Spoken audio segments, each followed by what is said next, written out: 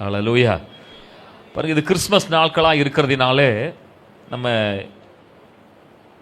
இந்த கிறிஸ்மஸ் பகுதிகளை, நம்ம ஆண்டவர் பிறப்பின் அந்த வேதத்தில் இருக்கிற பகுதிகளை தியானிப்பது நல்லது. ஆமென் சொல்லுவோம். அப்போ நம்ம ஆண்டவரை அதிகமாய் தேடணும். வேதத்தில் நம்ம அந்த ஆண்டவர் பிறந்த பொழுது அவரை தேடி வந்த ரெண்டு கூட்டம் நம்ம எல்லாருக்கும் தெரியும். ஒன்று மேய்ப்பர்கள் கூட்டம் தேடி வந்தது, ரெண்டாவது ஞானிகள் சாஸ்திரிகள் கூட்டம் தேடி வந்தது. அப்படி தேடி வந்த இந்த ரெண்டு கூட்டத்தை குறித்து நம்ம தியானிக்கணும். இவர்கள் தேடிய பொழுது என்ன சம்பவித்தது, இவர்கள் தேடும் பொழுது என்னெல்லாம் செய்தார்கள், தேடும் பொழுது என்னெல்லாம் டிஸ்ட்ராக்ஷன் வந்தது, அது மட்டுமல்ல தேடினால் என்னத்தை கண்டடைந்தார்கள், என்ன இவர்களுக்கு கிடைத்தது. நல்லா ஆமென் சொல்லுவோம். நல்ல சத்தமா ஆமென் சொல்லுவோம். பாருங்க, ஆஸ்திரேலியாவில் விக்டோரியா அப்படிங்கிற ஒரு ஸ்டேட் இருக்குது. அந்த ஸ்டேட்ல பார்த்தீங்கன்னா எங்கனாலும் தங்கம் கிடைக்கும். அங்கே தங்க சுரங்கம் ஜாஸ்தி. நம்ம ஊர் மாதிரி தங்க சுரங்கம்னா கவர்மெண்ட் மட்டும்தான் எடுக்கணும் அப்படின்னு இல்லை. இந்த விக்டோரியா மாகாணத்தில் யாருனாலும் தங்கத்தை எடுக்கலாம். ஆமென். அப்போ உடனே கிளம்பிடலாம் அப்படின்றீங்களா? ஆஸ்திரேலியா போகணும்ல. பாருங்க, இப்படி ஒருத்தர் அங்கே ரெண்டு பேர், ஒருத்தன் பேர் ஈதன், இன்னொருத்தன் பேரு பிரெண்டன். இந்த ரெண்டு பேரும் 10 வருஷமா இந்த தங்கத்தை தேடுறாங்க. எப்படியாவது என்ன செய்யும், நிறைய பேருக்கு தங்கம் கிடைக்குது.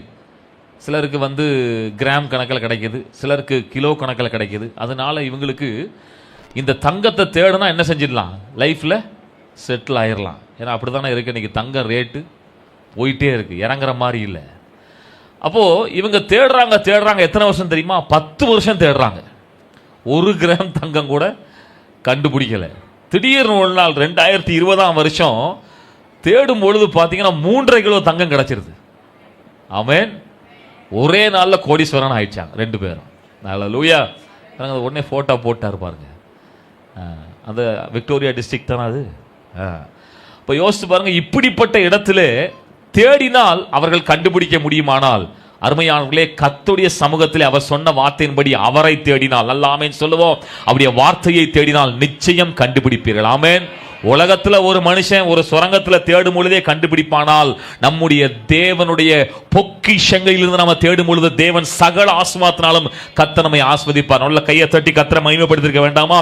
யோசித்து பாருங்க, அன்றைக்கு இந்த ரெண்டு கூட்டம் தேவனை தேடினது. நல்லா உற்சாகமா இருக்கணும். நல்ல ஆமென் சொல்லுவோம். முதலாவது கூட்டம் பாருங்க, மேய்ப்பர்களின் கூட்டம். இரண்டாவது ஞானிகளின் கூட்டம். முதலாவது லூக்கா 2ஆம் அதிகாரத்தை எடுத்து வைத்துக் கொள்வோம். இதுல இருந்தா நம்ம சில காரியங்களை தியானிக்க போறோம். லூக்கா 2ஆம் அதிகாரத்திலே இங்கே மேய்ப்பர்கள் இயேசுவை தேடி போகிறாங்க. நம்ம எல்லாருக்கும் தெரியும் அந்த சம்பவம். 2ஆம் அதிகாரத்தில் 8ஆம் வசனத்திலே பார்க்கிறோம். இங்கே மேய்ப்பர்கள் எல்லாரும் எங்க இருக்கிறாங்க? வயல்வெளியிலே ராத்திரியிலே தங்கள் மந்தைகளை காத்து கொண்டிருந்தார்கள்.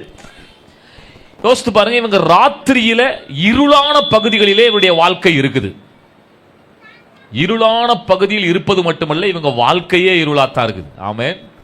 ஹல்லேலூயா. பாருங்க, வாழ்க்கையில எந்த முன்னேற்றமும் இல்லை. வாழ்க்கை ஃபுல்லா என்னது? ஆடை மேய்க்கணும், ஆடை பாதுகாக்கணும், இப்படியே ஓடிக்கிட்டு இருக்குது. வாழ்க்கை ஒன்றும் வெளிச்சமா இருந்த மாதிரி இல்லை. அந்த நேரத்தில் தான் பாருங்க, அங்க 9ஆம் வசனம் சொல்றது, கர்த்தருடைய தூதன் அவர்களிடத்திலே வந்து நின்றான், கர்த்தருடைய மகிமை அவர்களை சுற்றிலும் பிரகாசித்தது. ஆமென். ஹல்லேலூயா. இந்த காலை நேரத்திலே உங்கள் வாழ்க்கையில கூட இருள் சூழ்ந்திருக்கலாம். அன்றைக்கு மேய்ப்பர்கள் வாழ்க்கையும் இருளாகத்தான் இருந்தது, அவர்களும் இருளில் தான் இருந்தார்கள். அங்கே தேவனுடைய வெளிச்சம் உதித்தது. இந்த காலை நேரத்திலே அருமையானவர்களே, நான் இப்படி சொல்றேன், உங்க வாழ்க்கையில தேவ வெளிச்சம் உதிக்கும். எத்தனை பேர் ஆமென் சொல்றீங்க? வழி தெரியாமல் இருக்கலாம், எங்கும் இருளாக இருக்கலாம், என்ன செய்வேன் என்று புரியாமல் இருக்கலாம். அன்றைக்கு மேய்ப்பர்கள் வாழ்க்கையிலே வெளிச்சம் உதித்தது. நல்ல ஆமென் சொல்லுவோம். அங்கே பிரகாசம் உண்டானது. இவர்களோ பயந்து கொண்டு வாழ்ந்து கொண்டிருக்கிறார்கள். இன்னைக்கு நீங்களும் சொல்லலாம், என் வாழ்க்கையில பயம், இந்த காரியம் நடந்துருச்சு, எப்படி முடிய போது தெரியல, இந்த கடன் பிரச்சனை எப்படி தெரியல, இந்த வியாதி எப்படி தெரியல, என் பிள்ளை எதிர்காலம் எப்படி தெரியல, பயந்து கொண்டிருக்கலாம்.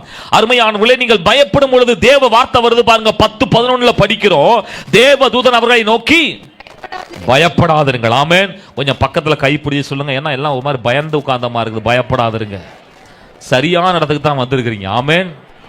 அன்னைக்கு கூட போன வாரம் கூட சிஸ்டர்கிட்ட சொல்லிட்டு இருந்தேன், நீங்க சரியான இடத்துக்கு வந்திருக்கிறீங்க. எத்தனை பேர் ஆமென் சொல்றீங்க? சிலலாம் ஏதோ தப்பான இடத்துக்கு வந்துட்டோமோ, இல்லை நம்ம ரொம்ப ரொம்ப நேரமாக வந்துட்டோமோ அப்படின்னு யோசிக்கிறீங்களோ?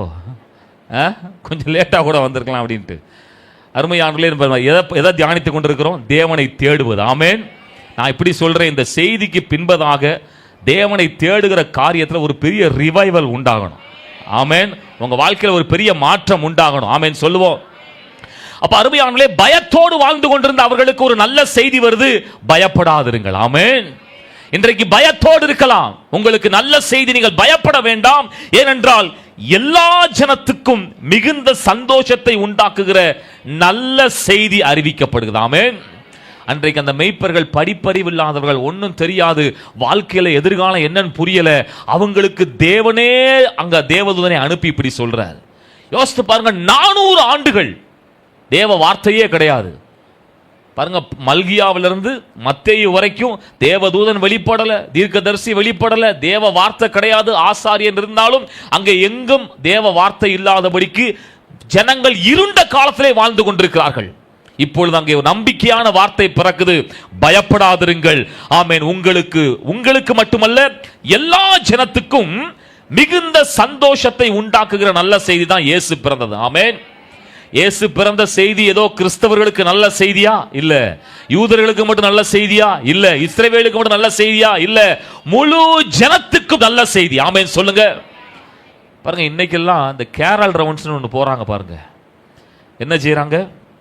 கேரல் ரவுண்ட்ஸ் யார் வீட்டுக்கு போறாங்க? ஏன் நமக்கு கிறிஸ்தவர்களுக்கு நமக்கு தெரியாதா இயேசு பிறந்தது? இதுல பெரிய கொடுமை என்னன்னு கேட்டீங்கன்னா, முதல்ல பிஷப் வீட்டுக்கு தான் போவாங்க. நாம நாங்கள் சிஎஸ்ஐயில் இருக்கிறவங்க சொல்கிறோம், முதல்ல பிஷப் வீட்டுக்கு, ரெண்டாவது யார் வீட்டுக்கு? போதகர் வீட்டுக்கு, அடுத்த உபதேசியார் வீட்டுக்கு. இவங்களுக்கெல்லாம் கிறிஸ்து பிறந்தது தெரியுமா தெரியாதா? அப்போ பிறந்தவர்களுக்கே கிறிஸ்துவ திருப்பி திருப்பி பிறந்தார் சொல்றதுக்காக நம்ம அந்த நாட்களை இது பண்ணணும். அருமையானவர்களே, ஆண்டுடைய வார்த்தை சொல்லுது, எல்லா ஜனத்துக்கும் சொல்லணும். அல்ல ஆமேன்னு சொல்றீங்களா? பாருங்க, தேவ மகிமைக்குன்னு ஒரு சாட்சியை சொல்றேன். கடந்த 6ஆம் தேதி எங்கள் சென்டரில் நாங்கள் ஒரு சண்டே ஸ்கூல் நடத்துகிறோம். அதில் அதிகமாக இஸ்லாமிய பிள்ளைகள் வருகிறார்கள். பாருங்கள், அதில் இப்போ கிட்டத்தட்ட 40 பிள்ளைகள் வர்றாங்க. ஆனால் 90% இஸ்லாமிய பிள்ளைகள் தான். இப்போ இவர்களுக்கு என்ன ஆண்டவரை பற்றி நல்லா சொல்லிடணும் அப்படின்னு சொல்லிட்டு இந்த நாட்களை அருமையாக பயன்படுத்திட்டோம். ஏன் அப்படின்னா, அந்த கிறிஸ்மஸ் டைமில் ஈஸியாக சொல்லலாம், ஆமென், கிறிஸ்மஸ் ப்ரோக்ராம் வச்சிருக்கிறோம் வாங்க அப்படின்ட்டு. பாருங்க, அப்படி நாங்கள் கூப்பிட்டோம். கிட்டத்தட்ட 70 பிள்ளைகள் வந்தார்கள். அந்த இடத்துல இருக்கிற அநேக இஸ்லாமிய பிள்ளைகள் வந்தார்கள். ஹல்லேலூயா. யோசித்து பாருங்க, கிட்டத்தட்ட 60 பிள்ளைகளுக்கு மேல இஸ்லாமிய பிள்ளைகள். வெளியிலிருந்து ஒரு சில்ட்ரன்ஸ் மினிஸ்ட்ரி ஒரு குரூப்பை கூப்பிட்டோம். அருமையா அந்த நாட்களிலே இயேசு பிறப்பின் நற்செய்தியை சொல்ல கர்த்தர் கிருபை தந்தார். அப்போ இயேசுவின் நாமம் எல்லா ஜனத்துக்கும் அறிவிக்கப்படணும். ஏனென்றால் இது எல்லா ஜனத்துக்குமான நல்ல செய்தி. கொஞ்சம் பக்கத்துல கைப்பிடிச்சு சொல்லுங்க, இது எல்லா ஜனத்துக்கும் நல்ல செய்தி. ஆமென். உங்களுக்கு மட்டும் கிடையாது. ஆமென். ஹல்லேலூயா. எல்லாத்துக்கும் சொல்லணும். அல்ல ஆமென் சொல்லுவோம். ஏனென்றால் இன்று கர்த்தராகிய கிறிஸ்து என்னும் இரட்சகர் உங்களுக்கு பிறந்திருக்கிறார். ஆமென். யார் பிறந்திருக்கிறார்? இரட்சகர் பிறந்திருக்கிறார், மீட்பர் பிறந்திருக்கிறார். இப்படி சொல்லணும். இதெல்லாம் புரியாத தமிழ் வார்த்தையா இருக்குது. நம்மளை காப்பாற்றுறவர் பிறந்திருக்கிறார். ஆமென். எதிலிருந்து காப்பாற்றுவார்? நம்மை பாவத்திலிருந்து காப்பாற்றுவார். நம்மை சாபத்திலிருந்து, வியாதியிலிருந்து, பிரச்சனை போராட்டங்களிலிருந்து, எல்லாவற்றுக்கும் மேலாக நரக ஆக்கினையிலிருந்து நம்மை ரட்சிக்கிறவர், அவர் காப்பாற்றுகிறவர். எத்தனை பேர் விசுவாசிக்க முடியுது? நல்ல கையை தட்டி, அந்த இயேசு கிறிஸ்து நமக்காய் பிறந்திருக்கிறார். ஹல்லேலூயா. இந்த செய்தி மேய்ப்பர்களுக்கு அறிவிக்கப்பட்டது. ஆமென் சொல்லுவோம். ஹல்லேலூயா. பாருங்க, அருமையானவர்களே, தொடர்ச்சியாக பார்க்கிறோம். இந்த அறிவிக்கப்பட்ட செய்தி 12ஆம் வசனத்திலிருந்து படிக்கும் பொழுது அங்கே படிக்கிறோம். 12, 13, 14 படிப்போம். பிள்ளையை துணிகளிலே சுற்றி, இங்க இயேசு கிறிஸ்துவை நீங்க எப்படி பார்க்க போறீங்க? பிள்ளைகளை துணிகளில் சுற்றி, முன்னணை என்றால் அந்த மாட்டு தொழுகத்தில் இருக்கிற முன்னாடி இருக்கிற அந்த இடம், முன்னணையிலே கிடத்தி இருக்க காண்பீர்கள். இதுதான் உங்களுக்கு அடையாளம்.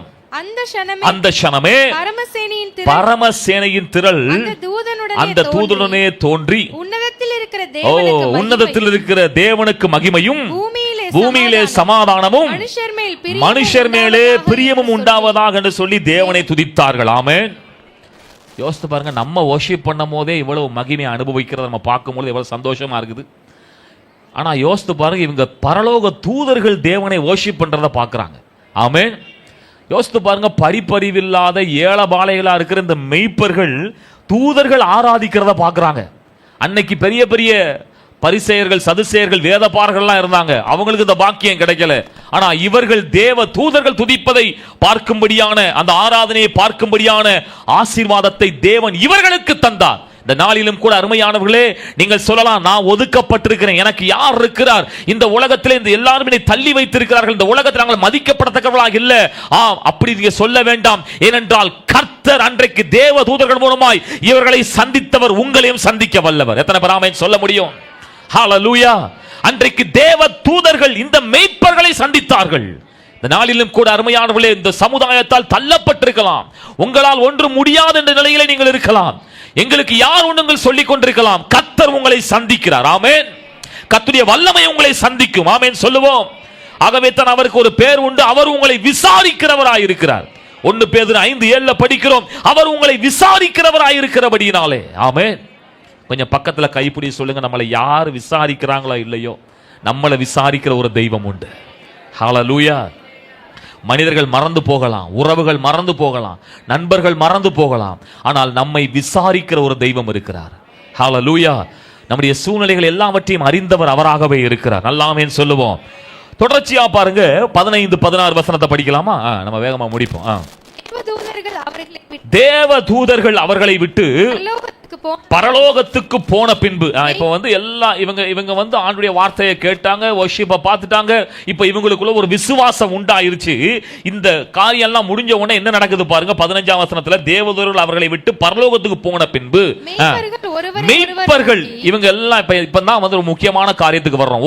ஒருவர் நோக்கி நாம் பெத்லகேம் ஊருக்கு போய் நடந்ததாக கர்த்தரால் நமக்கு அறிவிக்கப்பட்ட இந்த காரியத்தை பார்ப்போம் வாருங்கள் என்று சொல்லி, ரொம்ப முக்கியமான வார்த்தை, தீவிரமாய் வந்து மரியாளையும் யோசேப்பையும் முன்னணியிலே கிடத்தி இருக்கிற பிள்ளையையும் கண்டார்கள். ஆமென். அருமையானவர்களே, நற்செய்தி அறிவிக்கப்பட்டு விட்டது, விசுவாசமும் உள்ளே வந்து விட்டது. அடுத்தபடியா செஞ்ச மிக முக்கியமான காரியம், இயேசுவை பார்க்க தீவிரமாய் போனார்கள். ஆமென். கொஞ்சம் பக்கத்துல கைப்பிடி சொல்லுங்க, நீங்க ரட்சிக்கப்பட்டீங்க. என்ன அதுவே டவுட்டா இருக்கா, ரட்சிக்கப்பட்டீங்களா இல்லையா அப்படின்னு? பாருங்க, நற்செய்தி உங்களுக்கு அறிவிக்கப்பட்டது, விசுவாசிச்சிட்டோம். அடுத்து என்ன செய்யணும் சொல்லுங்க அந்த வார்த்தை. அடுத்து என்ன செய்யணும்? தேவனை தீவிரமாய் தேடணும். ஹல்லேலூயா. இப்ப கையை விட்டுருங்க. தீவிரமா வேகமா ஆலயத்துக்கு ஓடி வரணும். ஆமென். வர மாட்டேங்குது பாருங்க. ஹல்லேலூயா. ஜெபத்துக்கு தீவிரமா இருக்கணும், ஊழியத்துக்கு தீவிரமா இருக்கணும், தேவனுடைய காரியத்தில் தீவிரமா இருக்கணும். ஹல்லேலூயா. நான் இப்படி சொல்றேன், தீவிரவாதியா இருக்கணும். ஹல்லேலூயா. கர்த்தர் நல்லவர். ஆமென். யோசித்து பாருங்க, இந்த சமீபத்தில் ஒரு டெல்லி வெடிகுண்டு நடந்துச்சு பார்த்தீங்களா? அதுல வந்து ஒரு டாக்டர் மட்டும் எஸ்கேப் ஆயிட்டார் பாருங்க. அவர்கிட்ட வந்து பெரிய அந்த மேசிவ் இது இருக்குன்னு சொல்லி அந்த இருக்குன்னு தெரிஞ்சிருச்சு. இப்போ அவரை கண்டுபிடிச்சிட்டாங்க அப்படின்னா அந்த குண்டு வெடிப்பு நடக்காது. இவன் வெகு தீவிரமாய் அதை வெடிக்க செஞ்சிட்டான். யோசித்து பாருங்க, தீவிரவாதிகள் அவ்வளவு தீவிரமாய் தங்கள் காரியங்களை செய்கிறார்கள். ஆனால் தேவ ஜனங்கள் நமக்குள்ளே தேவன் அபிஷேகத்தை வைத்திருக்கிறார், ரட்சிப்பை வைத்திருக்கிறார், விசுவாசத்தை வைத்திருக்கிறார், வாக்குத்தத்தங்களை வைத்திருக்கிறார். நம்ம எவ்வளவு தீவிரமா செயல்பட வேண்டும். ஆமென் சொல்லலாமா? ஆகவே தான் நம்ம படிச்சோம் பாத்தீங்களா, அந்த 84ஆம் சங்கீதம் 40ஆம் சங்கீதத்தெல்லாம் படிக்கும் பொழுது, என் ஆத்துமா ஜீவனுள்ள தேவன் மேலே தாகமா இருக்கிறது என்றான். சங்கீதம் 42 படிக்கிறான். எப்போது தேவ சந்நிதியிலே வந்து இருப்பேன். ஆமென். எப்போது தேவ சந்நிதியை விட்டு வேகமாய் ஓடுவேன், அப்படி இருக்கக்கூடாது. ஆமென். வேகமா எப்போ சர்ச்சு முடியும். ஹல்லேலூயா. நான் ஒரு வாட்ஸ்அப்பில் ஒரு போஸ்ட் போட்டிருந்தேன். என்ன போஸ்ட் அப்படின்னா, சர்ச்சுக்கு போகிறதுக்கு வந்து ஒரு புலி வேகமாக சர்ச்சுக்குள்ளே போகிற மாதிரியும் பாருங்க, இல்லை ஒரு பூனை சர்ச்சுக்குள்ளே வேகமாக போகிற மாதிரியும், சர்ச்சை விட்டு வெளியே புலியை போல போகிற மாதிரியும் அப்படி போட்டிருந்தேன். நான் என்ன அர்த்தத்துக்கு போட்டிருந்தேன் அப்படின்னா, அதாவது சர்ச்சுக்குள்ளே வரும்பொழுது நீங்கள் பூனையை போல வரலாம், நீங்கள் கர்த்தர் என்ன பண்ணிடுவார், உங்களை தேவன் உங்களை பலப்படுத்தி என்ன செஞ்சிருவார், புலியை போல உங்களை மாற்றிடுவார் அப்படின்னு சொன்ன உடனே எனக்கு என் ஃப்ரெண்ட்ஸ் திருப்பி அதில் கமெண்ட் போட்டிருந்தார், இன்னைக்கு அப்படி எல்லாம் கிடையாது பிரதர், எப்படி பூனை மாதிரி உள்ளே வருவாங்க, ஆனால் வெளியே போகும்போது எப்படி போகிறாங்க, புலிய மாதிரி வேகமா அப்படிதான் ஓடுற மாதிரி இருக்கு. ஆமென். கொஞ்சம் பக்கத்தில் கைப்பிடி சொல்லுங்க. ஆமென். அப்படி இருக்கக்கூடாது, எப்பவுமே புலிய போல சிங்கத்தை போல இருக்கணும். ஹல்லேலூயா. ஆமென். கர்த்தர் நல்லவர். ஹalleluya. அவர்கள் தீவிரமாய் ஆண்டவரை தேடுகிறார்கள். இந்த மெய்ப்பர்கள் யோசித்து பாருங்க, அவர்களுக்கு அந்த காட்சியை கண்ட உடனே, அந்த நற்செய்தியை கேட்ட உடனே, அந்த விசுவாசம் வந்த உடனே தேவனை தீவிரமாய் தேடினார்கள். ஆமென். நாமும் ரட்சிக்கப்பட்டிருக்கிறோம், ஆண்டவருடைய பிள்ளையாய் மாற்றப்பட்டிருக்கிறோம், தேவன் நம்மோடு வாக்குத்தத்தங்களை கொடுத்திருக்கிறார். தீவிரமாய் தேவனை தேட வேண்டும். ஆமென். தொடர்ச்சியா பாருங்க, 17-18 வசனத்தை படிப்போம். கண்டு இந்த காட்சி எல்லாம் பார்த்துட்டு அந்த பிள்ளையை குறித்து தங்களுக்கு சொல்லப்பட்ட சங்கதியை பிரசித்தம் பண்ணினார்கள். 18 மேய்ப்பராலே தங்களுக்கு சொல்லப்பட்டதை கேட்ட யாவரும் அவைகளை குறித்து ஆச்சரியப்பட்டார்கள். ஆமென். யோசித்து பாருங்க, மெய்ப்பர்கள், இவங்களுக்கு படிக்க தெரியாது, ஆமென், சரியா பேச தெரியாது, ஆனா இவங்க தேவனுடைய நாமத்தை பிரஸ்தாபம் பண்றாங்க. ஆமென். இன்னைக்கு நம்ம எளிதாக சொல்லிடுறோம், எனக்கு வந்து சுவிசேஷம்லாம் சொல்ல தெரியாது, எனக்கு ஆண்டவரை பற்றி பேச தெரியாது. இந்த மேய்ப்பர்கள் படிக்காதவங்க, ஆனால் தேவனுடைய நாமத்தை பிரஸ்தாபம் பண்ணாங்க. இயேசு கிறிஸ்து பிறந்தார் என்பதை என்ன செஞ்சாங்க? அநேகருக்கு அறிவித்தார்கள். ஆமென் சொல்லுவோம். இதன் மூலமா பாருங்க, அங்கே சொல்லப்பட்ட அந்த கேட்ட காரியங்களை கேட்ட யாவரும் ஆச்சரியப்படுகிறார்களாம். ஆமென். நீங்க நினைக்கலாம், நான் சொல்லி நடக்க போகுது அப்படின்னு நீங்க நினைக்கலாம். அருமையானவர்களே, நீங்கள் இயேசுவின் நாமத்தை சொல்லும் பொழுது அற்புதத்தை கர்த்தர் நிச்சயம் செய்வார். ஆமென்.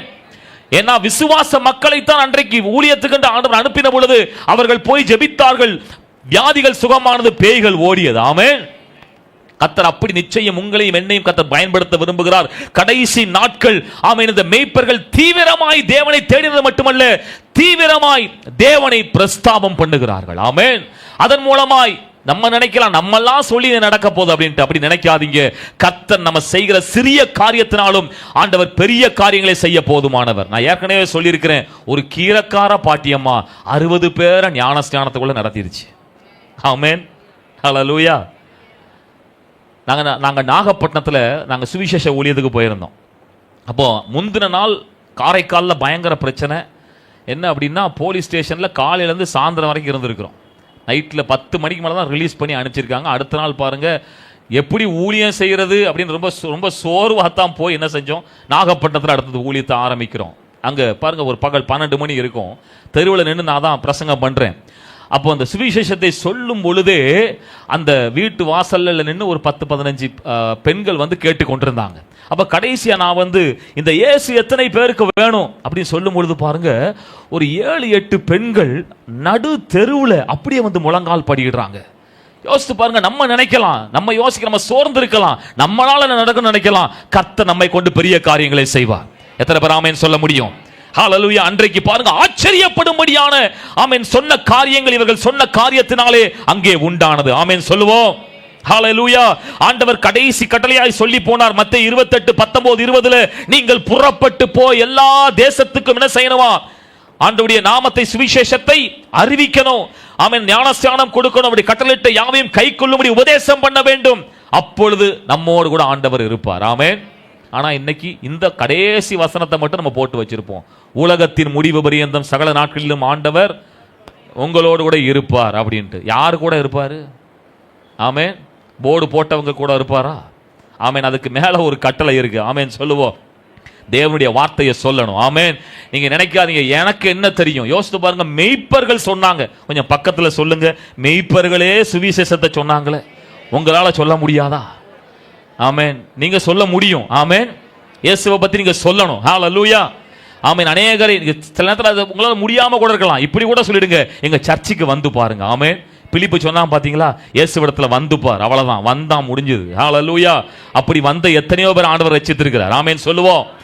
ஆகவே அப்படிப்பட்ட ஆமென் காரியத்தை செய்ய மெய்ப்பர்கள் செய்தார்கள். பாருங்கள், ஆச்சரியப்படும்படியான காரியங்கள் நடந்தது. 20ஆம் வசனம் படிப்போம். 20 படித்து அந்த காரியத்தை முடிப்போம். அடுத்ததுக்கு போவோம். மெய்ப்பர்களும் தங்களுக்கு சொல்லப்பட்டதின்படியே கேட்டு கண்ட எல்லாவற்றுக்காகவும் தேவனை மகிமைப்படுத்தி துதித்து கொண்டு திரும்பி போனார்கள். ஆமென். ஆமென் சொல்லுவோம். எத்தனை பேருக்கு தூக்கம் வருது? விழிப்போட தான் இருக்கிறீங்க. ஹல்லேலூயா. கர்த்தர் நல்லவர். பாருங்க, மெய்ப்பர்கள் எதை கேட்டார்களோ, எந்த வார்த்தைகளை கேட்டார்களோ அதை கண்ணார கண்டார்கள். ஆமென் சொல்லுங்க. இந்த நாளிலும் அருமையானவர்களே ஒரு நல் வார்த்தையை சொல்லுகிறேன். தேவன் எந்தெந்த வாக்குத்தத்தங்களை, எந்தெந்த வார்த்தைகளை எல்லாம் உங்களுக்கு ஆண்டவர் வாக்குத்தத்தமாய் கொடுத்திருக்கிறாரோ, எவைகளெல்லாம் ஆண்டவர் உங்களுக்கு செய்வேன் என்று சொன்னாரோ, அதை நீங்கள் கேட்டது உண்மையானால் அதை நீங்கள் பார்க்க போறது உறுதி. நல்ல கையை தட்டிருக்க வேண்டாமா? ஹல்லேலூயா. நீங்கள் சொன்ன ஆண்டவர் சொன்ன காரியத்தை நீங்கள் பார்க்க போகிறீர்கள். அன்றைக்கு மேய்ப்பர்கள் கேட்டதை அப்படியே பார்த்தார்கள். ஆமென், ஹல்லேலூயா. பாருங்க, அவர்கள் பார்த்தது மட்டுமல்ல, என்ன செஞ்சார்கள்? தேவனை எல்லாவற்றுக்காக மகிமைப்படுத்தி துதித்துக் கொண்டே இருந்தார்கள். ஆமென். உங்க வாழ்க்கை தேவனை மகிமைப்படுத்துறதாகவே இருக்கும். யோசித்து பாருங்க, மேய்ப்பர்கள் தேடினார்கள். இதெல்லாம் அவர்கள் வாழ்க்கையில சம்பவித்தது. ஆமென். நீங்களும் நானும் தேவனை தேடும் பொழுது நம்முடைய வாழ்க்கையில் இது சம்பவிக்கும். எத்தனை பேர் விசுவாசிக்க முடியுது? ஹல்லேலூயா. ஆண்டவர் வாக்குத்தத்தங்களை சொல்லியிருப்பார். ஆனால் அன்றைக்கு ஆபிரகாம், ஈசாக்கு, யாக்கோபு, யோசேப்பு, தாவீது, இப்படி வேதத்தில் இருக்கிற எல்லா பாத்திரங்களுக்கும் ஆண்டவர் வாக்குத்தத்தத்தை கொடுத்தார். சொன்ன வார்த்தையை அவர்கள் பார்த்தார்கள். ஆமென். அதே போல இந்த மேய்ப்பர்கள் கேட்டதை அவர்கள் அப்படியே பார்த்தார்கள். அதே போல ஆண்டவர் உங்களுக்கும் அப்படி செய்ய போதுமானவராய் இருக்கிறார். அல்லாமேன் சொல்லுவோம். முதல்ல எந்த கூட்டத்தை பார்த்தோம்? எந்த கூட்டத்தை பார்த்தோம்? சர்ச்சில் இருக்க கூட்டத்தை பார்த்தோமா? மேய்ப்பர்கள் கூட்டத்தை பார்த்தோம். ஆமென். தேவனை தேடினார்கள். இரண்டாவது பாருங்க, மத்தேயு 2ஆம் அதிகாரத்தை திருப்பிக் கொள்ளுங்க. வேகமா நம்ம பார்த்து முடிக்கலாம். இவர்கள் இந்த கூட்டமும் தேவனை தேடியதுதான். முதல் 2 வசனத்தை படிப்போம். சாஸ்திரிகள் கூட்டம் தேவனை தேடி வந்தது ஏரோது ராஜாவின் நாட்களில் யூதேயாவில் உள்ள பெத்லகேமிலே இயேசு பிறந்த பொழுது கிழக்கிலிருந்து சாஸ்திரிகள் எருசலேமுக்கு வந்து, யூதருக்கு ராஜாவாக பிறந்திருக்கிறவர் எங்கே? கிழக்கிலே அவருடைய நட்சத்திரத்தை கண்டு அவரை பணிந்து கொள்ள வந்தோம் என்றார்கள். அருமையானவர்களே, இங்கே நம்ம பார்க்கிற இங்க சாஸ்திரிகள் அப்படின்னு போட்டிருக்கு. சரியான வார்த்தையில சொல்ல போனா ஞானிகள், சொல்ல போனா நம்ம புரிய முடியாது சொன்னா சயின்டிஸ்ட். ஆமென். வானத்தை இந்த விண்வெளியை ஆராய்ச்சி பண்ணுகிற அந்த காலத்துல இருந்ததான இந்த சயின்டிஸ்ட் பாருங்க, இந்த ஞானிகள், இந்த விஞ்ஞானிகள் பாருங்க, இவர்களை குறித்து என்ன சொல்றாருன்னா, இந்த ஞானிகள் கூட்டம் பாபிலோனில் இருந்து வந்திருக்க முடியும் அப்படின்னு வேத பண்டிதர்கள் சொல்றாங்க. ஏன் பாபிலோன்ல இருந்து வந்திருக்க முடியும்னா, தானியேல் பாபிலோன்ல இருந்தார். ஆமென். இருந்தாரா இல்லையா? நம்ம வீட்டு பக்கத்தில் இருக்க தானியேல் இல்ல. ஆமென். பைபிள்ல இருக்கிற தானியேல் எங்க இருந்தாரு? பாபிலோன்ல இருந்தாரா இல்லையா? அப்போ என்ன சொன்னாரு? ஆமென். ஒரு மேசியா அந்த உலகத்துல பிறப்பார். ஆமென். அவர் அநேக தீர்க்க தரிசனங்களை அவர் அந்த பாபிலோன்ல சொல்லி வைத்து போனார். இதை அந்த பாபிலோனிய ஞானிகள் ஆராய்ச்சி பண்ணிக்கொண்டே அவர்கள் இருந்த அந்த ஆராய்ச்சியினுடைய விளைவுதான் இந்த நட்சத்திரம் வெளிப்பட்ட உடனே இவர்கள் அந்த நட்சத்திரத்தை பின்தொடர்ந்து எங்க வர்றாங்க? நேரா எருசலேமுக்கு, அந்த பெத்லகேமுக்கு வர்றாங்க. சொல்றாங்க, நான் வொர்ஷிப்ல சொன்னேன் பாத்தீங்களா, 4 மாத பிரயாணங்கள். ஆமென். 4 மாத பிரயாணங்கள், 1500 கிலோமீட்டருக்கு மேல அந்த காலத்துல இவர்கள் பிரயாணப்பட்டு வரணும். யோசித்து பாருங்க, தேவனை தேடி வருகிறார்கள். ஆமென். யோசித்து பாருங்க, எவ்வளவு பிரயாணங்கள், எவ்வளவு கஷ்டம் இருந்திருக்கும். இவங்க ஞானிகள், எல்லாம் தெரிந்தவர்கள். இவர்கள் ஏன் தங்களுடைய மேன்மையெல்லாம் விட்டு தேவனை தேடி வரணும்? ஏனென்றால் அவர்களுக்கு தெரியும், இவர்தான் உலக இரட்சகர். ஆமென். ஆகவே அவர்கள் தேடி வந்து ஆண்டவரை பணிந்து கொள்ள வருவதற்கு பாருங்க, அங்கு அவர்களை நட்சத்திரம் வழி நடத்தியது. ஆமென். நான் இப்படி சொல்றேன், தேவனை தேடுற இருதயம் மட்டும் நமக்குள்ள இருந்துட்டா போதும், தேவன் நம்ம இயற்கைக்கு அப்பாற்பட்ட முறையில் வழி நடத்துவார். ஹல்லேலூயா. யோசித்து பாருங்க, இவர்களை நட்சத்திரம் வழி நடத்தியது. ஆமென். ஒரு சூப்பர் ஸ்டார் வழி நடத்துச்சு. என்ன ஆமென் சொல்ல மாட்டேங்கிறீங்க? ஆமென். அது சூப்பர் ஸ்டார் தானே. நான் சொல்றது பைபிள் இருக்கிற சூப்பர் ஸ்டார். ஆமென். ஹல்லேலூயா. பாருங்க, இப்போ இவர்களை அருமையாக வழி நடத்துகிறது. இவர்கள் சரியா எங்க வந்துட்டாங்க? இப்போ ஆண்டவர் அந்த பிறந்த தேசத்துக்கு வந்து விட்டார்கள். ஹல்லேலூயா. சங்கீதம் 32:3 படிப்பது போல, நான் உனக்கு போதித்து நீ நடக்க வேண்டிய வழியை உனக்கு காட்டுவேன், உன்மேல் என் கண்ணை வைத்து உனக்கு ஆலோசனை சொல்லுவேன் சொல்ல ஆண்டவர். கர்த்தரை நீங்கள் உண்மையாய் தேடுவீர்களானால் கர்த்தர் உங்களை வழி நடத்துவதற்கு அவர் உண்மை உள்ளவராய் இருக்கிறார். சரியாய் வழி நடத்துவார். நான் இப்படி சொல்றேன், நீங்கள் திசை கெட்டு போவதில்லை. ஆமென். ஹல்லேலூயா. பாருங்க, ஆனா இந்த ஞானிகள் இவங்க கொஞ்சம் நிறைய படிச்சிருந்ததுனால என்ன ஆச்சுன்னா, நேரா எங்க போயிட்டாங்க? ராஜா பிறப்பாருன்னா அரண்மனையில தான் பிறக்கணும்ட்டு எங்க போயாச்சு? 3ஆம் வசனத்தை படிக்கும் பொழுது பார்க்க போறோம். எங்க போயிட்டாங்க அவங்க? ஏரோது ராஜா அதை கேட்ட பொழுது. ஆமென். அவனும் அவனோடு கூட எருசலேம் நகரத்தார் அனைவரும் கலங்கினார்கள். 4, 5, 6 படிச்சிருவோம். அவன் பிரதான ஆசாரியர் ஜனத்தின் வேதபாரகர் எல்லாரையும் கூடி வர செய்து, கிறிஸ்துவானவர் எங்கே பிறப்பார் என்று அவர்களிடத்தில் விசாரித்தான். அதற்கு அவர்கள், யூதேயாவில் உள்ள பெத்லகேமிலே பிறப்பார், அதேனென்றால் யூதேயா தேசத்தில் உள்ள பெத்லஹேமே, யூதாவின் பிரபுக்களில் நீ சிறியதல்ல, என் ஜனமாகிய இஸ்ரவேலை ஆளும் பிரபு உன்னிடத்திலிருந்து புறப்படுவார் என்று தீர்க்கதரிசியினால் எழுதப்பட்டிருக்கிறது என்றார். ஹல்லேலூயா. பாருங்க, இப்போ கொஞ்சம் நம்ம படிச்ச உடனே நமக்கு கொஞ்சம் இதாயிடும், மூளை கொஞ்சம் வேலை செய்ய ஆரம்பிச்சிடும். ஆமென். ஹல்லேலூயா. இப்படித்தான் இவங்க நிறைய படிச்சதுனால என்ன, ராஜா பிறப்பார் அப்படின்னா அரண்மனையில தான் பிறக்கணும் அப்படின்னு சொல்லி நேரா யார்கிட்ட போயிட்டாங்க? ஏரோதுட்ட போயிட்டாங்க. யோசித்து பாருங்க, இவர்கள் படித்த படிப்பு எவ்வளவு ஒரு தவறான ஒரு காரியத்தை கொண்டு போயிருக்குது. நான் இப்படி சொல்றேன், இயேசுவை கொலை செய்கிறவனத்துக்கே போய் நிற்கிறாங்க. ஆமென். இயேசுவை பார்க்க போறவங்க இயேசுவை கொலை செய்கிறவனை பார்த்து கொண்டிருக்கிறாங்க. அப்ப இன்னைக்கு படிப்புலாம் அப்படிதான் வேலை செய்யுது. ஆமென் தானா? ஹல்லேலூயா. இன்னைக்கெல்லாம் தவறான காரியத்தை பிள்ளைகள் படித்து கொண்டிருக்கிறார்கள். சயின்ஸ்ல பாருங்க, இன்னைக்கு அநேக காரியங்களை சொல்லி கொடுக்குறாங்க, எதுக்குமே ப்ரூஃப் கிடையாது. ஆமென். எல்லாமே தியரி தான். நான் பேசுறது புரியுதா? படிக்கிற பிள்ளைகளுக்கு புரியும் நினைக்கிறேன். நீங்க படிக்கிறது எல்லாமே என்னதுதான்? தியரி. அப்படின்னு அர்த்தம்னா நிரூபிக்கப்படாத ஒன்று. ஆமென். தியரம் அப்படின்னா தான் நிரூபிக்கப்பட்ட ஒன்று. எத்தனை பேர் ஆமென் சொல்ல முடியும்?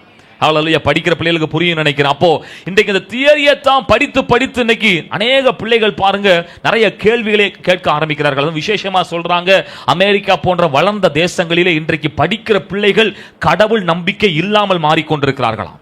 அப்படியானால் நம்ம இன்றைக்கு அநேக காரியங்களை பிள்ளைகளுக்கு சொல்லிக் கொடுக்க நம்ம அழைக்கப்படுகிறோம். நாமும் பாருங்கள், நாம் இந்த மற்றபடியான காரியங்களை வைத்து நம்ம தேவ காரியத்தை பார்க்காதபடிக்கு அருமையானவர்களே, தேவனுடைய வழி நடத்துதலுக்குள்ளாக நம்ம காணப்பட வேண்டும். ஆமென். அன்றைக்கு இவர்கள் தவறாக எங்க போயிட்டாங்க? இயேசு கிறிஸ்துவை அங்க ஏரோதினுடைய ராஜாவிடத்திலே போய் கேட்பதற்காக போகிறாங்க. அங்கே கேட்கும் பொழுது அங்கே சொல்லுகிறான், ஏரோது என்ன செய்யறானா, அந்த அந்த அந்த காரியத்தை கேட்ட பொழுது அவனும் அவனோடு இருந்த எருசலேம் நகரத்தார் எல்லோரும் கலங்கினார்கள். ஆமென். எனக்கு இதுல ஒரு பெரிய ஒரு கேள்வி வந்துச்சு. ஏரோது கலங்கினான்னா ஒரு அர்த்தம் இருக்குது. ஏன்னா தனக்கு எதிராக ஒரு ராஜா பிறந்துட்டாரு, அப்ப நம்முடைய சீட்டுக்கு பிரச்சனைன்னு சொல்லி பயப்படுறதுக்கு ஒரு அர்த்தம் இருக்கு. ஏன் எருசலேம் நகரத்தார் கலங்க வேண்டும்? இவங்க யூதர்கள் தானே, இவங்க ஆணுடைய பிள்ளைகள் தானே, இவங்க தானே மேசியாவை எதிர்பார்த்து கொண்டிருக்கிறாங்க. ஏன் இவர்கள் கலங்கினார்கள்? ஏன்னா இவர்களுக்கு தேவனை குறித்த அறிவு இல்லை. ஆமென். தேவனை குறித்த அந்த புரிதல் இல்லை. ஆமென். நமக்காக பிறக்க போகிற மேசியா நம்மை விடுவிப்பார் என்கிற அந்த விசுவாசம் இல்லாமல் போய்விட்டது. இன்னைக்கு நிறைய பேர் அப்படிதான் சர்ச்சுக்கு வர்றாங்க, ஜெபிக்கிறாங்க, எல்லாம் செய்யறாங்க, ஆனா தேவனை அறிய வேண்டிய பிரகாரமாய் அறியவில்லை. எத்தனை பேர் ஆமென் சொல்ல முடியும்? ஆனால் அருமையானவர்களே, நாம் தேவனை சரியாய் அறிந்து கொள்ள வேண்டும், தேவனை அதிகமாய் புரிந்து கொள்ள வேண்டும், அதிகமாய் நம்ம தேட வேண்டும். நம்முடைய சரீர முயற்சியில, சரீர அறிவிலே, நம்முடைய ஞானத்திலே, அனுபவத்திலே தேவனை அறிவதல்ல, பரிசுத்த ஆவியினுடைய துணையோடு கூட தேவனை அறிந்து கொள்ள வேண்டும். ஆமென் சொல்லுவோம். வேத புத்தகத்தின் அடிப்படையிலே தேவனை அறிந்து கொள்ள வேண்டும். அதைத்தான் சொல்லுகிறேன், அடுத்த தலைமுறைக்கு அதை சொல்லிக் கொடுக்க வேண்டும். ஹல்லேலூயா. இன்னைக்கு சிம்பிளா சொல்லிடுறாங்க, இந்த உலகம் அதுவா உண்டாச்சுது. அதுக்கு பல தியரி சொல்றாங்க, பிக் பேங் தியரின்றாங்க, இவால்யூஷன் தியரின்றாங்க, என்னென்னமோ பல காரியங்களை சொல்லிக் கொடுக்கிறார்கள். பிள்ளைகளும் படிக்கிறார்கள், அதையே அவர்களுக்குள்ளாக நம்பிக்கையாக பிறந்து விடுகிறது. அப்படி அல்ல அருமையானவர்களே, தேவன் இந்த உலகத்தை ஆமென் எப்படி நேர்த்தியாக படைத்திருக்கிறார், அந்த ஆமென் வேதத்தின் வெளிச்சத்திலே ஜனங்களை ஆமென் பிள்ளைகளை பழக்க வேண்டும். ஆமென் சொல்லுவோம். தேவனை அறிய வேண்டிய பிரகாரமாய் அன்றைக்கு அந்த எருசலேம் நகரத்தார் ஏன் கலங்க வேண்டும்?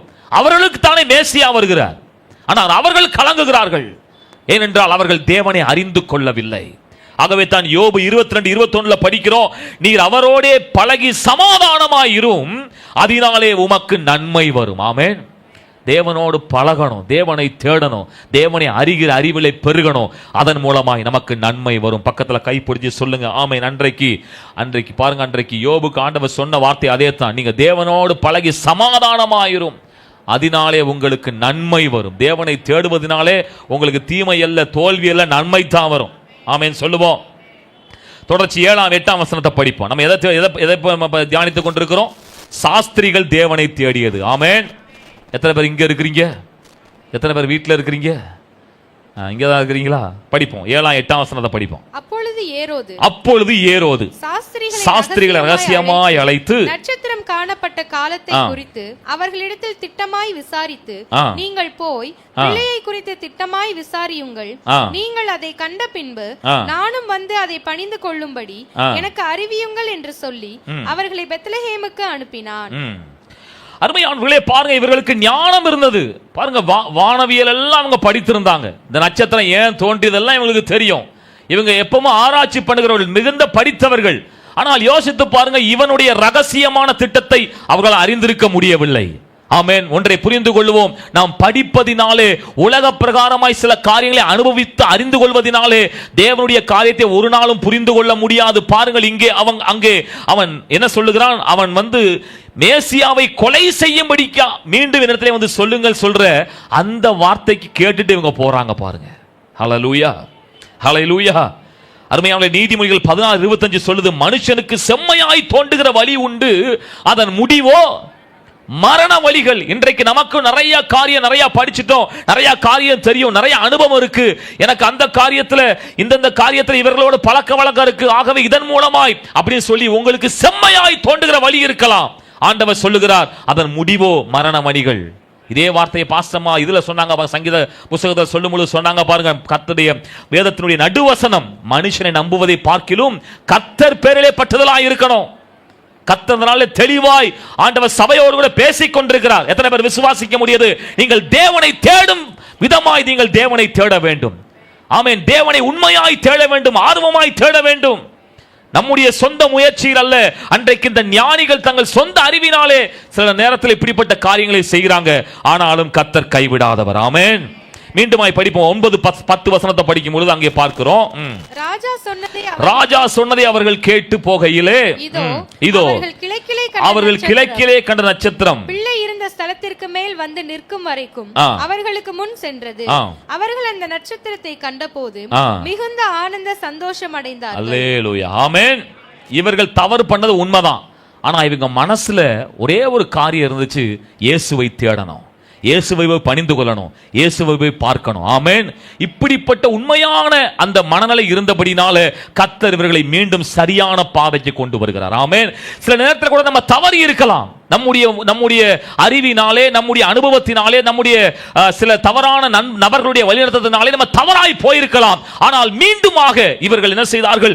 தேவனை தேட வேண்டும், இயேசுவை பார்க்க வேண்டும். ஆமா, எங்களுக்கு சொல்லப்பட்ட காரியத்தை அவரைத்தான் நாங்கள் தொழுது கொள்ள வந்திருக்கிறோம் என்று மீண்டுமாய் அந்த இடத்துக்கு வந்த பொழுது, தேவ திட்டத்துக்குள்ள வந்த பொழுது ஆண்டவர் மீண்டுமாய் அந்த நட்சத்திரத்தின் மூலமாகவே வழிநடத்துகிறார். ஆமென் சொல்லுவோம். ஹல்லேலூயா. 10ஆம் வசனம் சொல்லுது, அவர்கள் அந்த நட்சத்திரத்தை கண்ட பொழுது மிகுந்த ஆனந்த சந்தோஷம் அடைந்தார்கள். ஆமென். இந்த சூப்பர் ஸ்டாரை பார்த்தவொன்னே அவங்களுக்கு மீண்டும் சந்தோஷம் வந்துருச்சு. அல்லேலூயா, ஹல்லேலூயா. நமக்கு ஒரு சூப்பர் ஸ்டார் இருக்கிறார். எத்தனை பேர் ஆமென் சொல்றீங்க? நம்முடைய ஆண்டவராகிய இயேசு கிறிஸ்து. அவரை பார்த்தா நமக்கு சந்தோஷம் வரணும். நமக்கு ஒரு கையில ஒரு சூப்பர் ஸ்டார் இருக்கு, கர்த்தருடைய வேதம். ஆமென். இதுல தேவனுடைய வார்த்தைகளை நம்ம கேட்கும் பொழுது ஆண்டவர் நம்மை சரியா வழி நடத்துவார். ஆமென் சொல்லுவோம். பாருங்க, அங்க சொல்லப்படுது, அந்த நட்சத்திரம் இயேசு பிறந்த அந்த இடத்திற்கு நேராக ஸ்தலத்திற்கு மேலே வந்து நின்றது. ஆமென். எங்க போகணுமோ அங்க சரியா கொண்டு போய் நிறுத்துவதற்கு ஆண்டவர் அவர்களை வழி நடத்தினார். ஆமென். நம்ம மீண்டும் அப்படித்தான் நம்ம தேவ சமூகத்துல வந்து, ஆண்டவரை தவறா போயிட்டேன், ஆண்டவரை மீண்டும் என்னை சரியா வழி நடத்துங்க சொன்னா ஆண்டவர் சரியா நம்ம வழி நடத்துவார். ஹல்லேலூயா. கர்த்தர் நல்லவராய் இருக்கிறார். ஹல்லேலூயா. ஆகவே பிரியமானவர்களே, இந்த நாளிலே நமக்கும் ஒரு நட்சத்திரம் உண்டு. ஆமென். ஆண்டவர் நம்மை சரியாய் வழி நடத்துகிற அவருடைய வார்த்தையும் அவருடைய பரிசுத்த ஆவியானவரும் கூட நம்மை வழி நடத்துவார். ஆமென். 11ஆம் வசனம் படிக்கலாம். அவர்கள் அந்த வீட்டுக்குள்ளே பிரவேசித்து பிள்ளையையும் அதன் தாயாகிய மரியாளையும் கண்டு சாஷ்டாங்கமாய் விழுந்து அதை பணிந்து கொண்டு தங்கள் பொக்கிஷங்களை திறந்து பொன்னையும் தூப வர்க்கத்தையும் வெள்ளை போலத்தையும் அதற்கு காணிக்கையாக வைத்தார்கள். ஹல்லேலூயா. இப்பொழுது இயேசு கிறிஸ்துவை சரியாக பணிந்து கொள்ள சரியான இடத்துக்கு வந்து விட்டார்கள். ஆமென். தேவனை தேடுகிறவர்கள் சரியான இடத்துக்கு வருவார்கள். ஹல்லேலூயா. யோசித்து பாருங்க, 4 மாதமாய் தேவனை தேடுகிறார்கள், இயேசுவை பார்க்கணும், பணிந்து கொள்ளணும் அப்படிங்கிற எண்ணத்தோடு கூட, அந்த நோக்கத்தோடு கூட வந்த இவர்கள் சரியாக அங்க பாருங்க, மரியாள் இருக்கிறாங்க, அங்க யோசேப்பு இருக்கிறாங்க, அவங்கள பணிந்து கொள்ளல. பணிந்து கொள்வதற்கு பாத்திரர் இயேசு ஒருவர் மட்டுமே. ஆமென். நல்ல ஆமென் சொல்லுவோம். ஏன்னா இன்னைக்கு அப்படி சில ட்ராக்லாம் மாறிடுது. அப்படியே என்ன செஞ்சிடறாங்க, வேளாங்கண்ணிக்கு போயிடுறாங்க, இந்த பக்கம் எங்கேயாவது ஒரு இடத்துக்கு போயிடுறது. ஆமென். சர்ச்சுக்கு தான் வராங்க, ஞானஸ்தானம் எடுத்துருக்கிறாங்க, அப்படிலாம் நிறைய நடக்குது பார்க்குறேன். ஹல்லேலூயா. ஜனங்கள் சரியாக கர்த்தரை தொழுது கொள்ள ஆராதிக்கணுமா, அவர் ஜனங்களை பழக்கணும். பாருங்க, சென்னையில் ஒரு நபர், அவர் கத்தோலிக்க நண்பர். அவரதை பார்க்க நேர்ந்தது. அப்போ என்னை கூட்டு போன அந்த ஃப்ரெண்டு சொன்னாரு, இவர் பயங்கர ஆர்சியில் ரொம்ப ஊர்ன ஆளு, இவற்றெல்லாம் யாரும் பேச முடியாது, ஆனால் நீங்க வாங்க அவர்கிட்ட பேசுங்க அப்படின்னு சொல்லி கூட்டு போனார். நாங்கள் போனது நைட்டு 9 மணிக்கு. போய் அவரை போய் பார்த்து பேசும்பொழுது அவர் அநேக காரியங்களை பேசுறாரு. அவர் சொன்னதெல்லாம் மரியாள் மாதா மாதா மாதான்னு சொல்லிக்கிட்டே இருக்கிறார். அப்போ சில வசனங்களை எடுத்து எப்படி கர்த்தரை ஆராதிக்கணும், யாரை ஆராதிக்கணும் சொல்லி இந்த வசனத்தை எல்லாம் அவர்களுக்கு சொல்லிய பொழுதுதான் பாருங்க, அவர் தெளிவா கவனமா கேட்கிறார். ஆமென். அப்பதான் அவருக்கு மனக்கண்ணு திறக்கப்படுது. அப்பம் புரியுது, உண்மையா ஆராதிக்கப்படவர் இயேசு கிறிஸ்து மட்டும்தான் சொல்லி அன்னைக்கு ஒப்பு கொடுத்தார். ஆமென். அப்பதான் என்னை கூட்டு போனவர் சொன்னார், யாரு உட்கார்ந்து பேசினாலும் கேட்க மாட்டார், இன்னைக்கு நீங்க உட்கார்ந்து பேசுனது தெளிவா கேட்டாரு, இன்னைக்கு அவருடைய மனக்கண் திறக்கப்பட்டிருக்கிறது. ஆமென். இன்றைக்கு அருமையான தேவ ஜனங்களை, இன்றைக்கு நம்ம சரியாக தேவனை ஆராதிக்கணும். எப்படி ஆராதிச்சாங்க? தேவனை தொழுது கொண்டு பணிந்து கொண்டு ஆராதித்தார்கள். இயேசுவை மட்டுமே ஆராதித்தார்கள். அப்படியே போயிட்டாங்களா? இல்ல. என்ன கொடுத்தாங்க? தூப வர்க்கம், என்னது, பொன் தூப வர்க்கம், வெள்ளை போனம். ஹல்லேலூயா. ஆராதனையில வெறும் பாட்டு மட்டும் பாடிட்டு போயிடக்கூடாது. ஆமென். ஆராதனையில பல நிலைகள் இருக்குது. ஆமென். கர்த்தர் கண்டு கொடுப்பதும் ஆராதனை தான். எத்தனை பேர் ஆமென் சொல்றீங்க? ஹல்லேலூயா. ஆகவே தேவ ஊழியத்திற்கு நல்லா கொடுக்கணும். நல்லா ஆமென் சொல்லுவோம். ஆலயத்தின் தேவைகளுக்கு கொடுக்கணும், ஊழியர்களுக்கு கொடுக்கணும், தேவ ராஜ்யத்திற்கு கொடுக்கணும். நல்ல ஆமென் சொல்லுவோம். அன்றைக்கு பாருங்கள், இந்த ஞானிகளுக்கு தெரிந்திருந்தது, தேவனை பணிந்து கொள்ள வந்தவர்கள் அவர்கள் தேவனுக்கு இந்த காணிக்கைகளை படைத்தார்கள். ஆமென். பாருங்க, வேத பண்டிதர்கள் சொல்றாங்க, இந்த காணிக்கையின் மூலமாகத்தான் இயேசு கிறிஸ்து போய் எகிப்தில் இருக்கும் பொழுது இதை வைத்து தான் அவருடைய வாழ்க்கையின் காரியங்கள் சந்திக்கப்பட்டது. ஆமென். யோசித்து பாருங்க, கர்த்தர் அப்படிப்பட்ட காரியங்களை நம் மூலமாகத்தான் செய்ய அவர் விரும்புகிறார். விசுவாச மக்கள் தேவனுடைய ஊழியர்களை தாங்க வேண்டும். நல்ல ஆமென் சொல்லுவோம். ஹல்லேலூயா. அப்படி கர்த்தரை இவர்கள் ஆராதித்தார் என்று சொல்லி பார்க்கிறோம். அருமையானவர்களே, 12ஆம் வசனத்தை படிக்கலாம். பின்பு அவர்கள் ஏரோதினிடத்திற்கு திரும்பி போக வேண்டாம் என்று சொப்பனத்தில் தேவனால் எச்சரிக்கப்பட்டு வேறு வழியாய் தங்கள் தேசத்திற்கு திரும்பி போனார்கள். ஆமென். ஹல்லேலூயா. பாருங்க, இப்போ திரும்பி இவங்களுக்கு பிளான் எங்க தான் போகணும் பிளான் இருந்திருக்கு. திருப்பி ஏரோதுட்ட போய் கரெக்டா சொல்றதுக்கு, இந்த வீட்டில் இத்தனா நம்பர் வீட்டில் தான் இயேசு கிறிஸ்து இருக்கிறாரு அப்படின்னு சொல்லிட்டு போறதுக்கு தான் இவங்களுக்கு பிளான் இருந்துச்சு. ஆமென். எவ்வளவு தவறான ஒரு யோசனை இருந்திருக்காங்க பாருங்க. ஆண்டவர் என்ன சொல்றார்? தெளிவா இவர்களை வழிநடத்துகிறார். நீங்கள் என்ன பண்ணணுமா? வேறு வழியா போகணும். ஆமென் சொல்லுவோம். ஹல்லேலூயா. ஆகவே அருமையானவர்களே, தேவனை தேடுகிறவர்கள் ஆண்டவருடைய சரியான சத்தத்தை கேட்டு வழிநடத்தப்படுவார்கள். ஆமென். தவறான வழிக்கு செல்லாதபடிக்கு ஆண்டவர் அவர்களை பாதுகாப்பார். எத்தனை பேர் ஆமென் சொல்ல முடியும்? தேவனை தேட வேண்டும் என்கிறதான அந்த உணர்வு காணப்படும் பொழுது, தேவனை தேடி அவரை ஆராதிக்க வேண்டும் என்றதான அந்த சாஸ்திரிகள் வேறு வழியாக திசை திருப்பப்பட்டார்கள். அப்படியாக தேவன் நம்மையும் அப்படி மாற்றுவதற்கு வல்லவராய் இருக்கிறார். ஆமென். யோவான் 10:16 படிக்கிறோம், என் ஆடுகள் என் சத்தத்துக்கு செவி கொடுக்கிறது என்று சொல்லுகிறார். ஆமென். ஆண்டவர் நம்மோடு கூட பேசுவார், நாம் செவி கொடுக்க வேண்டும். ஆமென் சொல்லலாம். ஹல்லேலூயா. கர்த்தர் நல்லவர். அருமையானவர்களே, 2 காரியத்தை நம்ம தியானித்தோம். முதல் கூட்டம் மெய்ப்பர்களின் கூட்டம் தேவனை தேடியது. இரண்டாவது கூட்டம் ஞானிகளின் கூட்டம் தேவனை தேடியது. இதுல ஒரு காரியத்தை சொல்ல விரும்புகிறேன். இந்த மெய்ப்பர்களோ படிக்காதவர்கள், ஞானிகளோ படித்தவர்கள். மெய்ப்பர்களோ சமுதாயத்திலே ஒதுக்கப்பட்டவர்கள், ஞானிகளோ சமுதாயத்திலே அங்கீகரிக்கப்பட்ட மேன்மையான மக்கள். பாருங்க, இந்த மெய்ப்பர்களுக்கு அவர்கள் மிகுந்த ஏழ்மையான நிலையிலே காணப்படுகிறவர்கள். இந்த சாஸ்திரிகள் ஞானிகளோ வாழ்க்கையில எல்லா வசதிகளையும் பெற்றவர்கள். நான் எதை சொல்ல வருகிறேன் என்றால், யாராய் இருந்தாலும் இயேசு கிறிஸ்துவை பணிந்து கொள்ள வேண்டும். எத்தனை பேர் ஆமென் சொல்ல முடியும்? சபையில் அப்படிப்பட்ட மக்கள் இருக்கத்தான் செய்வார்கள். ஆனால் எல்லோரும் இயேசு கிறிஸ்துவை பணிந்து கொள்ள அழைக்கப்படுகிறோம். நம்ம எல்லாரும் கண்களை மூடி நம்ம ஜெபிக்க போகிறோம். தேவ சமூகத்தில் இந்த நாளிலே 2 கூட்டத்தை நம்ம தியானித்தோம். 2 கூட்டமும் தேவனை தேடியது. தேடும் பொழுது எத்தனையோ காரியங்களை ஆண்டவர் நமக்கு கற்றுக் கொடுத்தார். தேடுவதன் மூலமாய் என்ன சம்பவித்தது, அவர்கள் வாழ்க்கை மூலமாய் எப்பேற்பட்ட ஆசீர்வாதங்கள் அவர்களுக்கும் அவர்கள் மூலமாய் அநேகருக்கும் உண்டானது. எல்லாம் ஜெபிக்கலாம் தேவ சமூகத்தில். இந்த வார்த்தைகளை இந்த நாளில் ஆண்டவர் தெளிவாக ஆண்டவர் நம்மோடு கூட பேசி இருக்கிறார். தேவனை உற்சாகமாய் தேட வேண்டும். 84ஆம் சங்கீதத்தில் படித்தது போலத்தான், 1000 நாளை பார்க்கிலும் உங்க சமூகத்துல ஒரு நாள், வாரத்துல ஒரு நாள் தாங்க இந்த தேவனுடைய சமூகத்துல நம்ம இந்த ஆராதனை என்று சொல்லி நம்ம நடத்தி கொண்டிருக்கிறோம். ஆனா அதற்கும் ஒரு நாளும் இதை அலட்சியப்படுத்தாதபடிக்கு, அந்த நேரத்தை உதாசீனப்படுத்தாதபடிக்கு. யோசித்து பாருங்க, மேய்ப்பர்கள்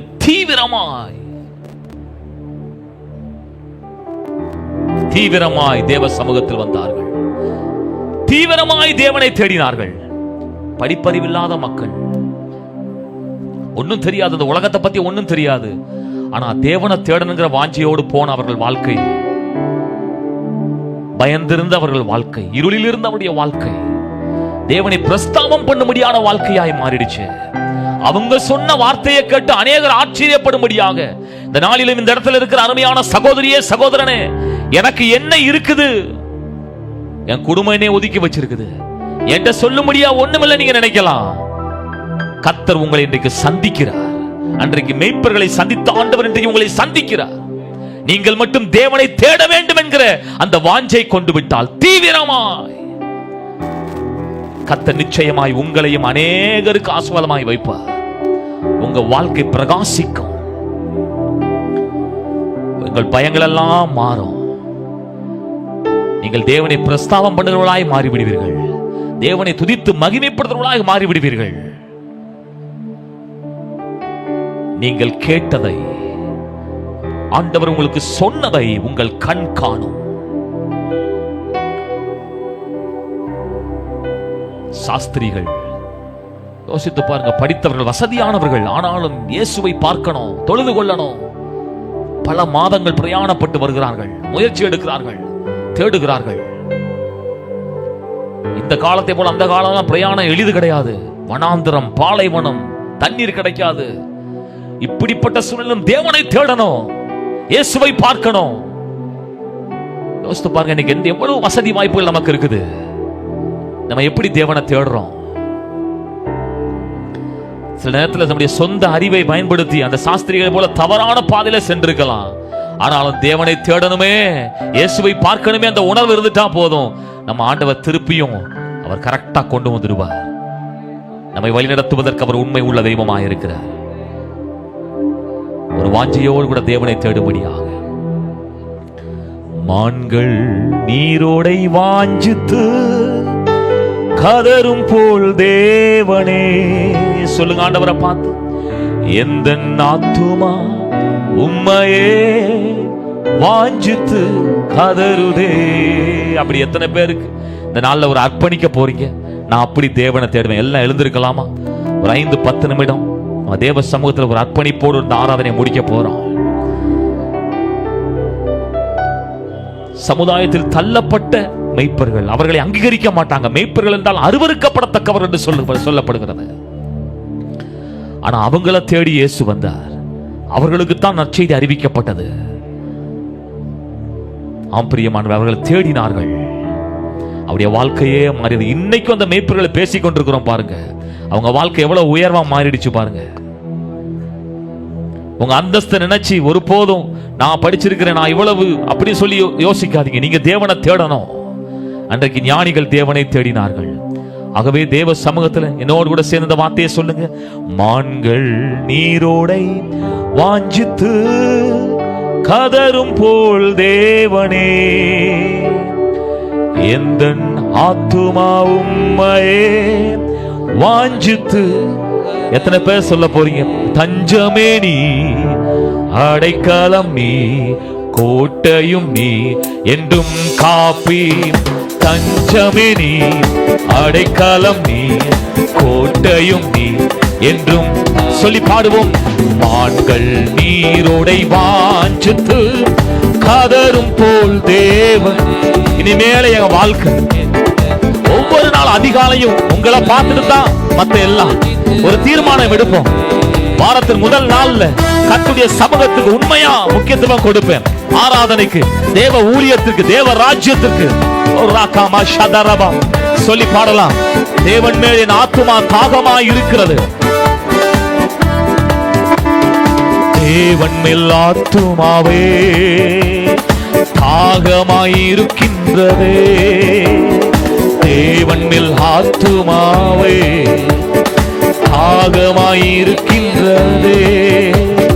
தேவனின் சந்நிதியில் நின்று ஆத்துமா ஆத்துமாவா சொல்லி பாடலாம். ஆண்டவரே அப்படித்தான் தேவனின் சந்நிதியில் நின்றிட நல்ல கரம் தட்டி எங்கள் தஞ்சமே தஞ்சமே நீ அடைக்கலம் நீ கோட்டையும் நீ என்றும் காப்பி தஞ்சமே நீ அடைக்கலம் நீ கோட்டையும் நீ என்றும் காப்பி. மான்கள் நீரோடை வாஞ்சித்து கதரும் போல் தேவனே எந்த ஆத்துமாவும் உம்மையே வாஞ்சித்து கதறுதே. ஆமென். அவருடைய சமூகமே நமக்கு போதும் என்று விருப்போம். ஆமென். இரவெல்லாம் அவருடைய சமூகத்தை ஏங்கி நிற்போம். இரவிலே அவருடைய பாடும் பாட்டு, பகலிலே அவருடைய கிருபை. ஆமென். அதை நம்ம வாஞ்சிப்போம். ஒவ்வொரு நாளும் தேவனை தேடும் பொழுது நாம் கண்டடைவோம். தேடுங்கள், அப்பொழுது கண்டடைவீர்கள். எத்தனை பேர் விசுவாசிக்க முடியுது? அல்ல கரம் தட்டி பாடலாமா? தேவரீர் பகற்காலத்தில் கிருபையை பொழிகின்றீர். இந்த நாள் பகல் காலம் கர்த்தருடைய கிருபை உங்க மேல இறங்குது. எத்தனை பேர் விசுவாசிக்க முடியுது? தேவனை தேடும்படியான உள்ளம். இரவினில் பாடும் பாட்டு எந்த வாயினில் இருக்கின்றதே. இரவினில் பாடும் பாட்டு எந்த வாயினில். நல்ல கரம் தட்டி பாடுவோம். எங்கள் தஞ்சம் அவர்தான்.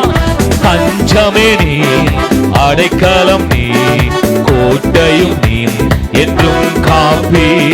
தஞ்சமே நீ அடைக்கலம் நீ கோட்டையும் நீ என்றும். சொல்லுங்க ஆண்டவரை பார்த்து. மான்கள் நீரோடை வாஞ்சித்து கதரும் போல் தேவனே எந்த ஆத்துமாவும் உம்மையே. இருளில் உள்ள ஜனங்கள் பெரிய வெளிச்சத்தை கண்டார்கள். ஆமென். இயேசு பிறந்தது சகல ஜனத்துக்கு நற்செய்தி. ஆம் பிரியமானவர்களே, ஆமென். அவர்கள் பயந்து கொண்டிருந்தார்கள். தேவ வார்த்தை வந்தது, பயப்படாதிருங்கள், உங்களுக்கு என்று இரட்சகர் பிறந்திருக்கிறார். தேவன் சொன்ன வார்த்தையை உங்கள் காதுகள் கேட்கும், உங்கள் கண்கள் காணும். கர்த்தர் நிச்சயமாய் அப்படிப்பட்ட காரியங்களை வரும் நாட்களிலே செய்வார். கலங்காதிருங்கள். ஆத்துமா கலங்குவதே இயேசுவை நினைத்திடுவார். ஆத்துமா கலங்குவதே நேசரை நினைத்திடு. அன்பரின் ரட்சிப்பினால், அன்பரின் ரட்சிப்பினால் தினம். ஆமென். கர்த்தரை அன்றைக்கு மேய்ப்பர்கள் துதித்து போற்றி பாடினார்கள். ஆமென். பிரஸ்தாபம் பண்ணினார்கள். ஆமென். மகிமைப்படுத்தினார்கள். அப்படி உங்க வாழ்க்கையில் சம்பவிக்கும். அன்பரின் ரட்சிப்பினால், அன்பரின் ரட்சிப்பினால் தினமும் துதித்து சொல்லலாம். ஆண்டவரை பார்த்து. தஞ்சமே தஞ்சமே நீ அடைக்கலம் கோட்டை. எங்களுக்கு நீர் போதும். ஆண்டவரை உம்மை மட்டுமே தேடுவோம். மேய்ப்பர்களைப் போல, சாஸ்திரிகளைப் போல ஆண்டவரே இந்த கிறிஸ்துமஸ் நாட்களிலே ஆண்டவர் உம்மை தேட அர்ப்பணிக்கிறோம். தஞ்சமே நீ அடைக்கலம் நீ கோட்டையும் நீ என்றும். கடைசியா சொல்லுவோம். மான்கள் நீரோடை வாஞ்சித்து கதரும் போல் தேவனே எந்த ஆத்துமாவும் உம்மையே வாஞ்சித்து கதறுதே. கரங்களை உயர்த்தி இந்த நாள் முதற்கொண்டு ஆண்டவர் திருப்பி திருப்பி ஆராதனையில, சங்கீத பகுதியில, தேவ வார்த்தையில தேவன் தம்முடைய ஜனங்களோடு இடைப்பட்ட ஒரே காரியம், நீங்கள் அவரை தேட வேண்டும். தேடுங்கள், நீங்கள் கண்டடைவீர்கள். நிச்சயமாய் உங்கள் அற்புத அடையாளங்களை உலகத்தில் அல்ல, தேவனிலே, தேவ வார்த்தையிலே தேடுங்கள். அப்படி சொல்றவங்க கடைசியா கரங்களை உயர்த்தி ஆண்டவரை பார்த்து. தஞ்சமே நீ அடைக்கலம் நீ கோட்டையும் நீ என்றும் காப்பி. நீங்கள் என்றென்றும் வாழ்ந்திருப்பீர்களாக. இயேசுவின் நாமத்தில் பிதாவே.